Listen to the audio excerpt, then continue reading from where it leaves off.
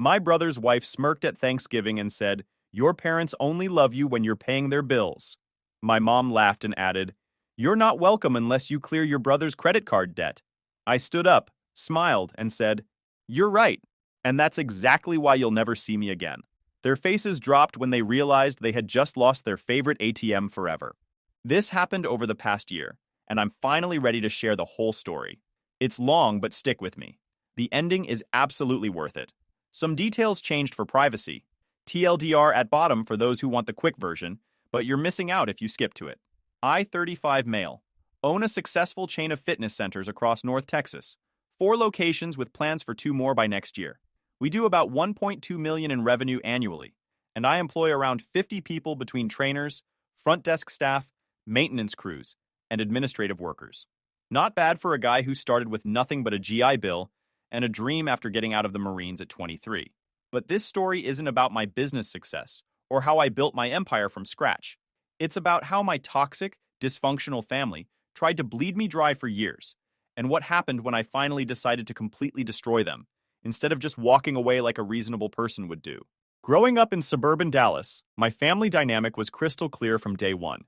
There were 2 kids in our household, me and my younger brother Cameron. He's 32 now. Cameron was always the golden boy who could do absolutely no wrong in our parents' eyes, while I was permanently cast as the responsible one who never needed attention, help, or recognition. You know the type of family setup. Cameron got praised enthusiastically for tying his shoes correctly, while I had to earn everything through blood, sweat, tears, and perfect behavior. When I was 17 and a senior in high school, I was working 2 different part-time jobs after school every single day to save up money for a decent used car. I worked at a local grocery store bagging groceries and collecting shopping carts, and I also worked weekends at a landscaping company doing manual labor in the Texas heat. Meanwhile, Cameron got arrested for shoplifting video games at the local mall, and instead of facing any real consequences for his criminal behavior, my parents bought him a brand new Honda Civic to help build his confidence and self-esteem. When I asked where my car was after 8 months of saving every penny I earned, my dad looked at me and said, "You're more responsible and mature. You'll figure it out yourself like you always do." After high school graduation, I immediately joined the Marines because college wasn't financially possible for me. Our family was supposedly struggling financially and couldn't afford tuition. Meanwhile, Cameron magically got his full college experience courtesy of mom and dad's mysterious secret stash of money that somehow appeared out of thin air whenever their precious baby boy needed something important. I did 5 long years in the Marines, served 2 deployments overseas, and came back home with discipline, work ethic, and real-world experience. I used my GI Bill benefits to get a business degree while working full-time at a local gym chain, learning every aspect of the fitness industry from the ground up. I lived in a studio apartment that was basically a glorified closet, ate nothing but cheap pasta, canned tuna, and peanut butter sandwiches for 3 straight years, and saved every single penny I could to open my first gym location. Cameron? He dropped out of college after 3 years of constant partying, changing majors 4 different times, and maintaining a barely passing GPA.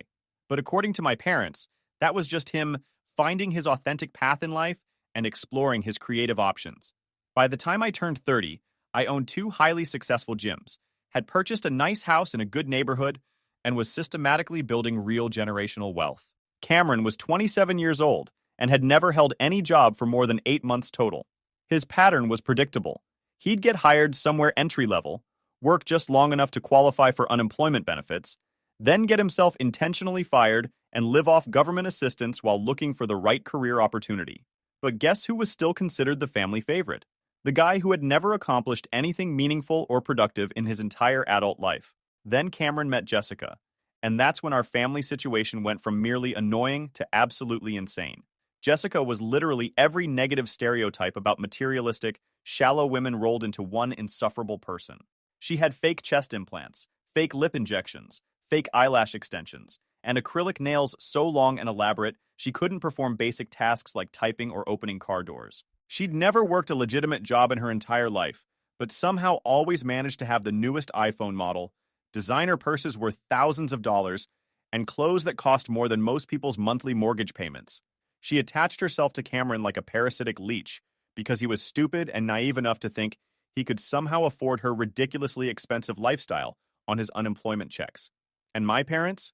They absolutely loved her, because she was supposedly motivating Cameron to be more ambitious and helping him mature into a responsible adult.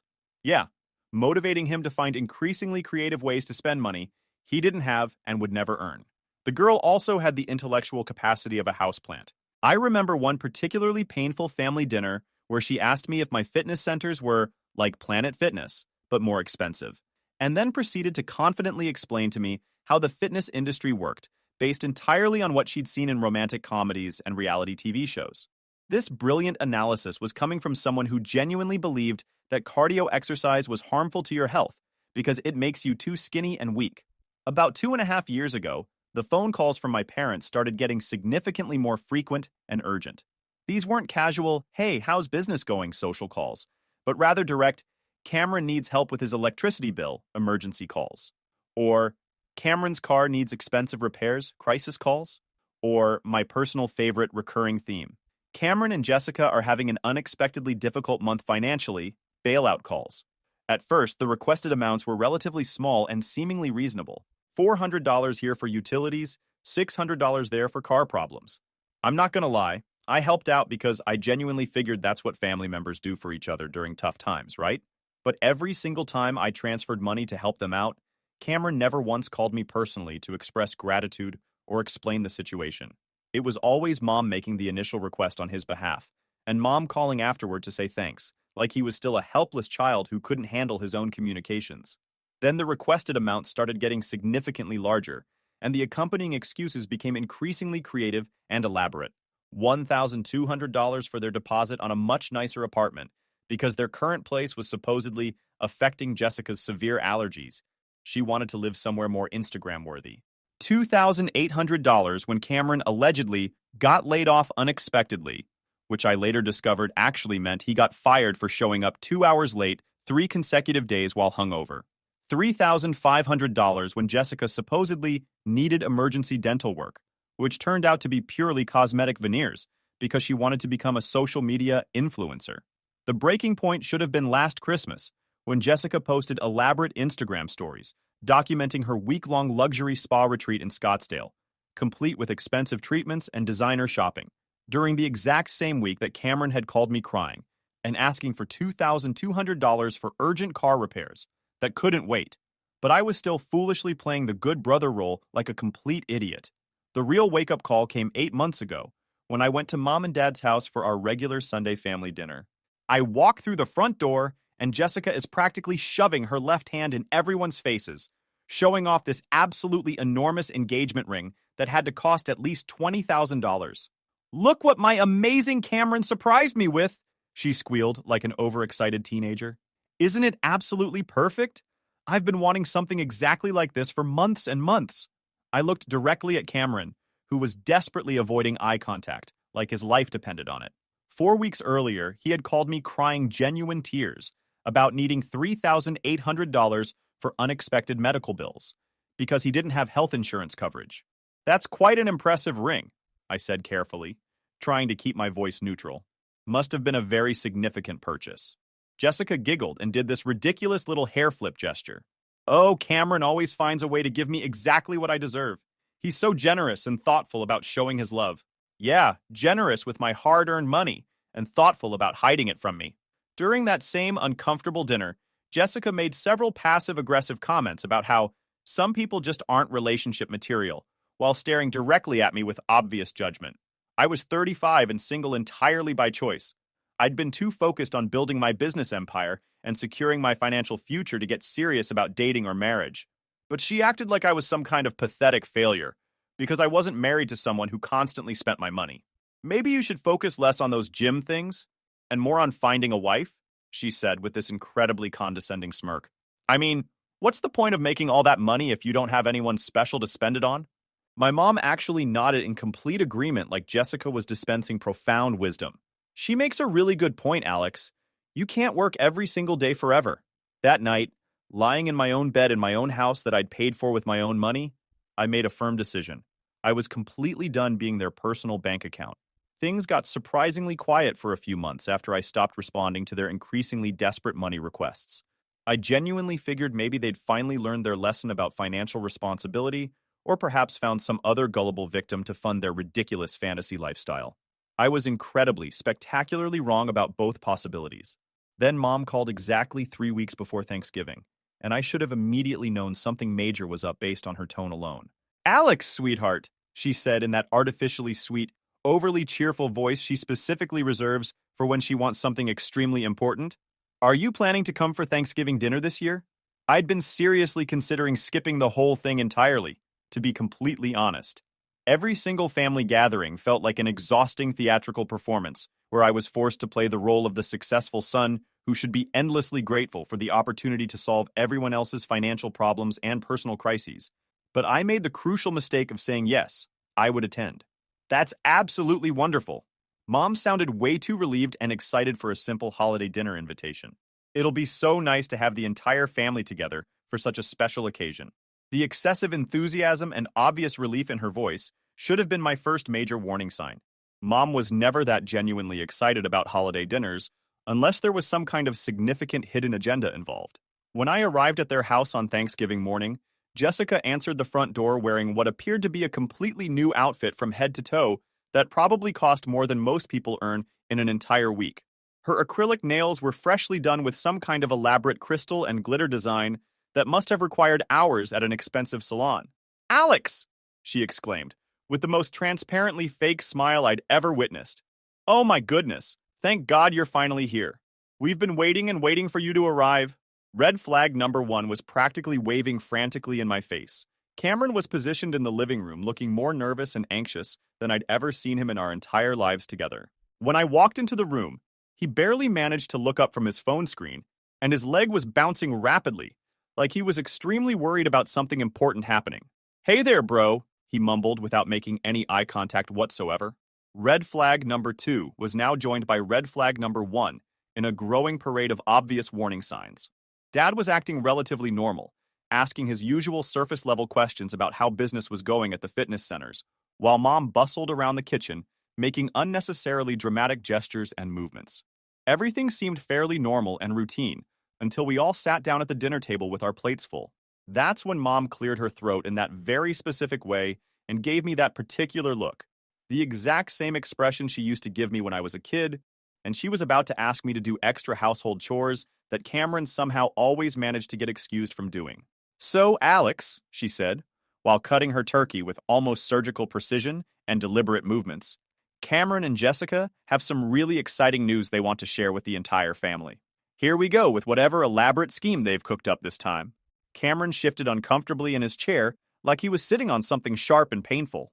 "We're getting married next month." "Congratulations," I said, though something felt seriously off about the rushed timing and urgency. Why the sudden need to get married so quickly? "It's going to be absolutely beautiful and perfect," Jessica gushed dramatically with obvious excitement. "Small ceremony, just immediate family members. Very intimate and romantic." Mom smiled with obvious pride and satisfaction. "They found the most perfect venue possible. Very elegant and sophisticated.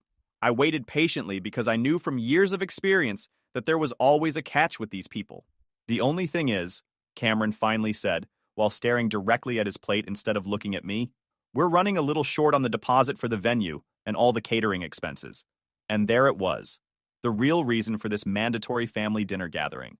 "How short are we talking exactly?" I asked, even though I already knew this was going to be completely unreasonable and outrageous. Cameron and Jessica exchanged one of those meaningful looks that couples share when they're about to tag team someone for money. Then Jessica leaned forward across the table, with this incredibly entitled smile that made my skin crawl with disgust. "It's honestly not that much money when you think about it," she said dismissively, waving her hand like she was discussing pocket change. "Just $22,000. I genuinely almost choked on the food in my mouth. $22,000? Well, Mom jumped in immediately, clearly having rehearsed this presentation. "When you actually break it down properly, it's really quite reasonable for a quality wedding.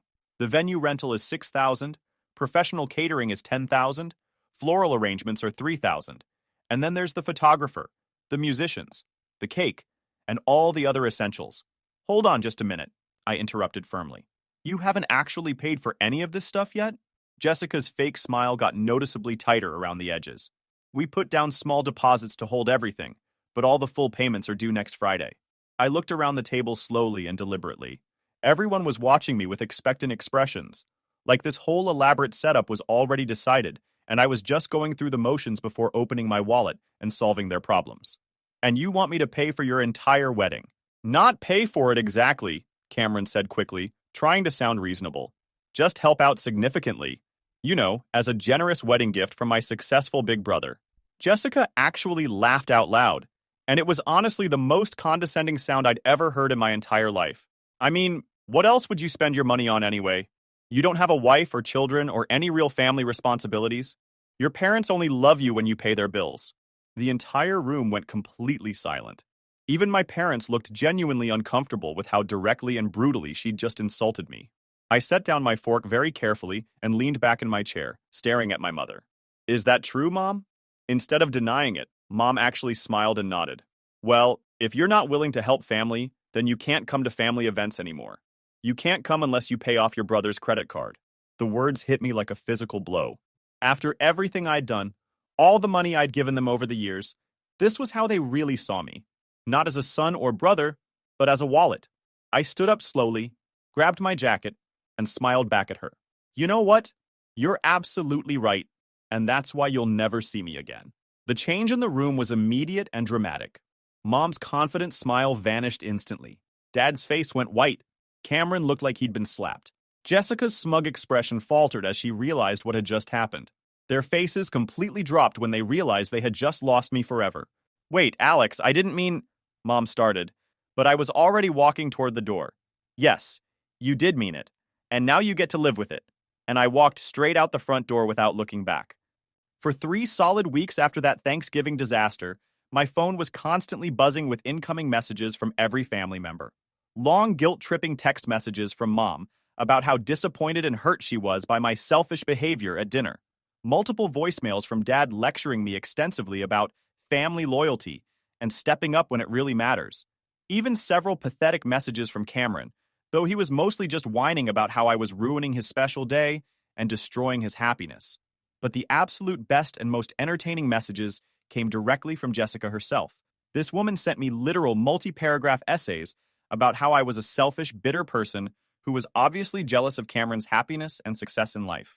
She called me pathetic for being single at my age, strongly suggested I was probably gay, and finished with increasingly vague threats about how I'd definitely regret this decision when Cameron becomes wildly successful. The irony was absolutely incredible. She was calling me jealous while literally begging for my money to fund her expensive lifestyle and fantasy wedding. I carefully screenshotted every single message she sent me and saved them in a dedicated folder. Then, just as suddenly as it had started, all the messages stopped completely. I genuinely figured they'd either found some other gullible victim to fund their ridiculous wedding, or maybe they'd finally decided to have a much smaller ceremony they could actually afford with their own limited resources. I was completely wrong about both possibilities, as usual. 4 weeks later, my friend who works as a loan officer at a major regional bank called me with some very interesting and concerning information. Hey, weird thing happened at work today, he said casually. I saw your brother and his fiancée at our main branch earlier this afternoon. My stomach immediately dropped with dread. What were they doing there? They were asking about substantial business loans. But here's the strange part. They were using your fitness centers as collateral and financial references. My blood went ice cold. What exactly do you mean by that? They had official-looking paperwork claiming Cameron was a 50% business partner in your company. The loan officer who met with them was immediately suspicious because the documents looked potentially fraudulent, so they didn't approve anything. But I thought you should definitely know about this situation. I hung up immediately and called my business lawyer. After some investigation and research, we discovered that Cameron and Jessica had been systematically attempting to secure substantial loans all across the Dallas metropolitan area, using completely forged documents claiming Cameron was a major owner of my fitness center chain. They'd even created elaborate fake employment records showing Cameron as my director of operations, earning $85,000 annually.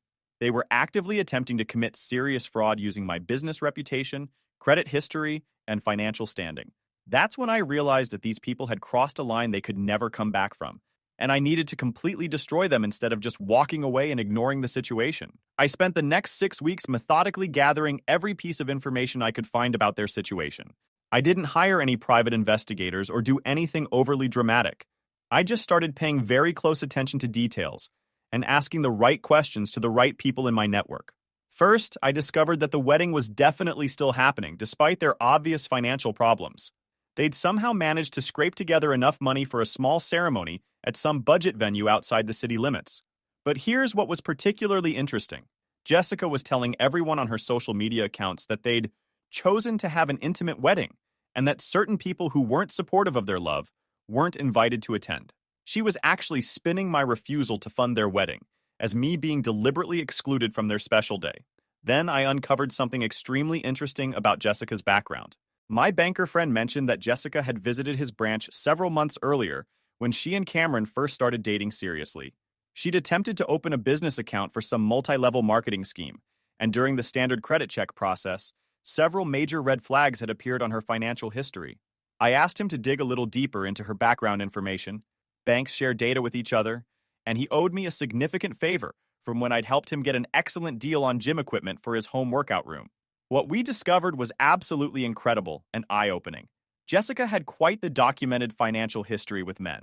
She'd been married before, not once but twice previously.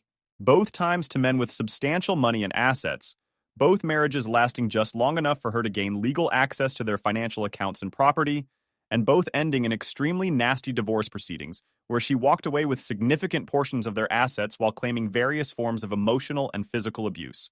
Cameron was going to be husband number 3, and he had absolutely no idea about any of this history. But that wasn't even the most interesting discovery I made. The most fascinating part was what I learned about their current financial situation through various sources. Remember all those emergencies and unexpected expenses that Cameron had been asking me to help with over the past 2 years? Well, those emergencies were real in a certain sense. Cameron had been getting deeper and deeper into serious debt, trying to maintain Jessica's ridiculously expensive lifestyle and spending habits. But instead of cutting back on expenditures or having honest conversations about money, they'd been taking out payday loans with outrageous interest rates, opening new credit cards constantly, and borrowing money from anyone who would lend it to them.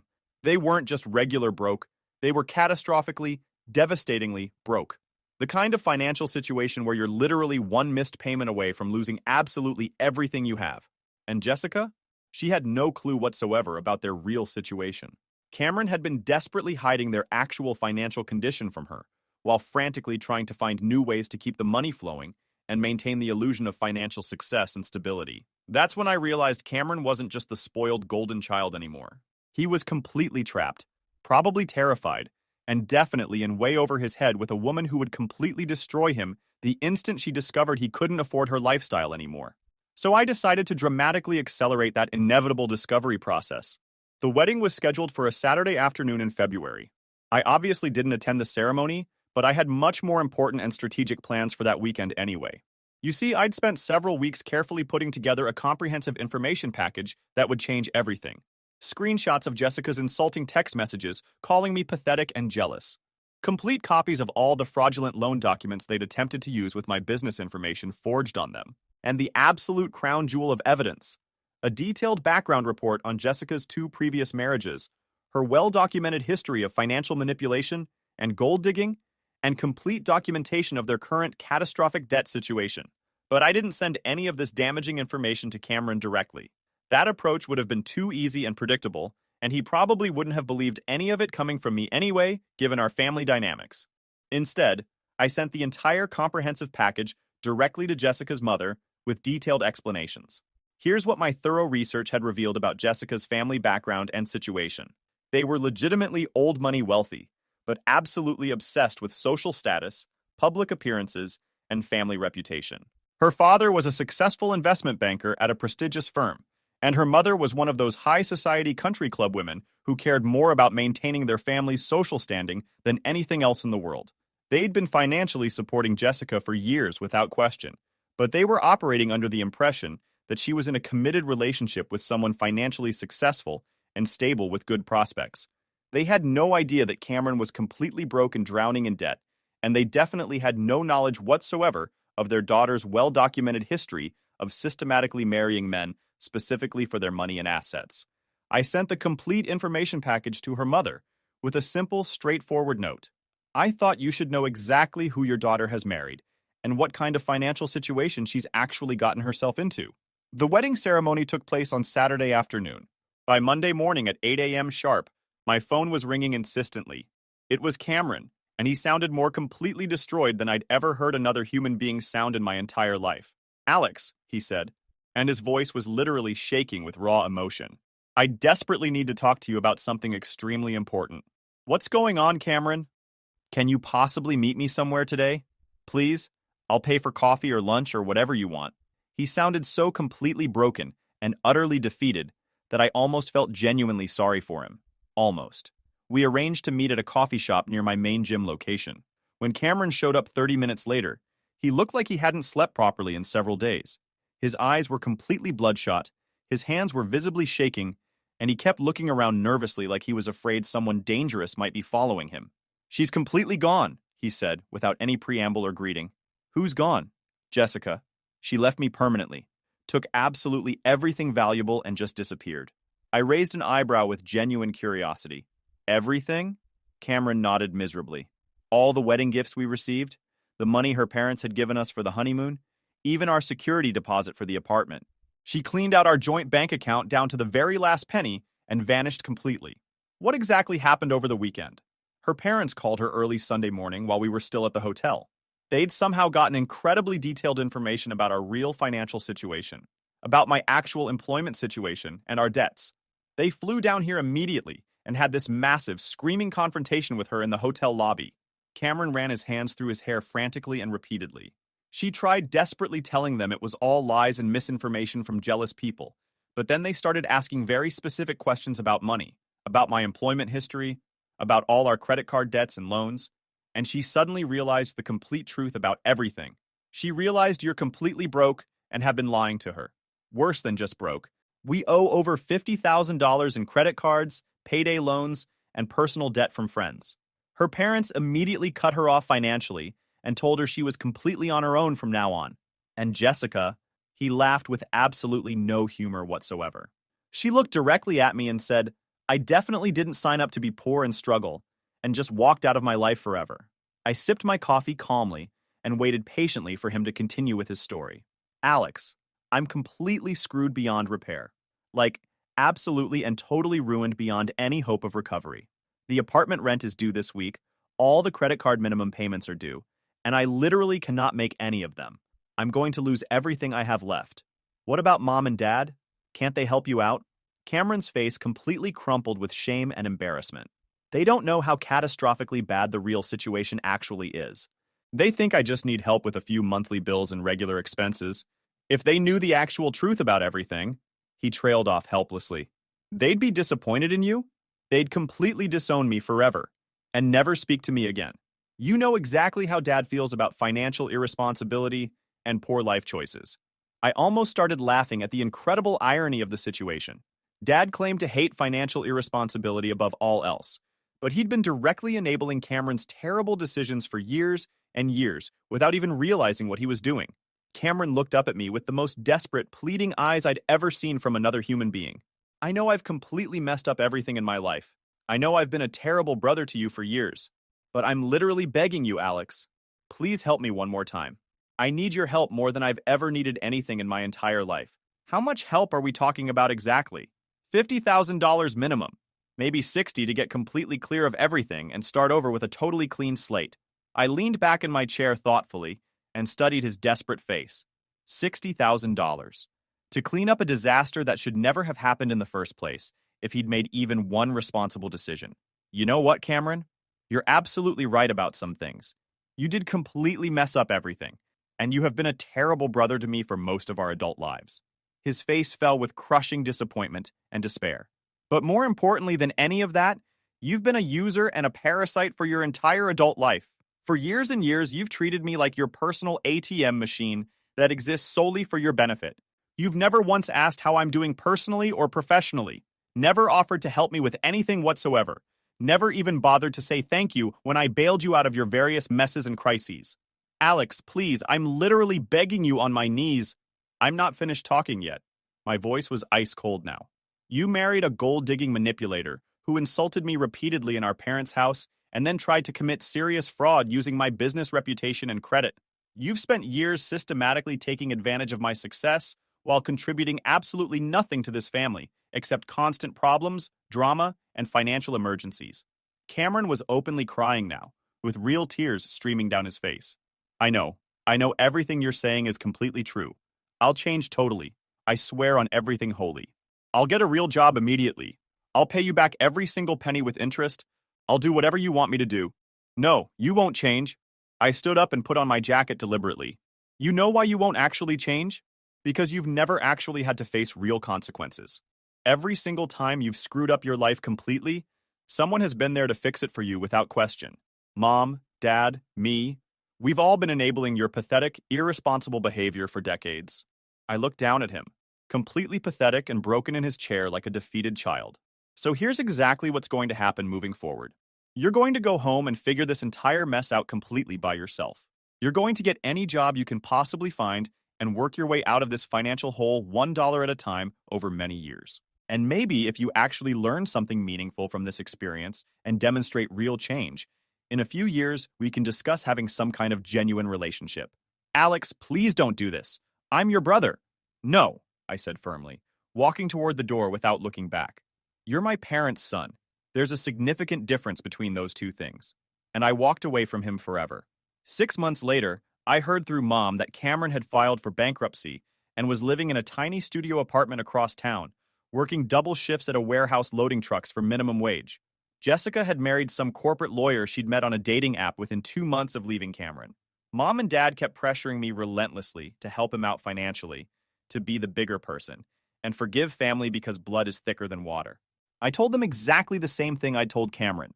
Some crucial life lessons can only be learned through direct personal experience and consequences. Cameron still calls me occasionally now, maybe once every few weeks. He's not asking for money anymore. He finally learned that particular lesson the hard way. He's just trying to check in and slowly rebuild some kind of relationship from absolute scratch. The conversations are incredibly awkward and stilted, but maybe that's exactly how genuine change and growth has to start.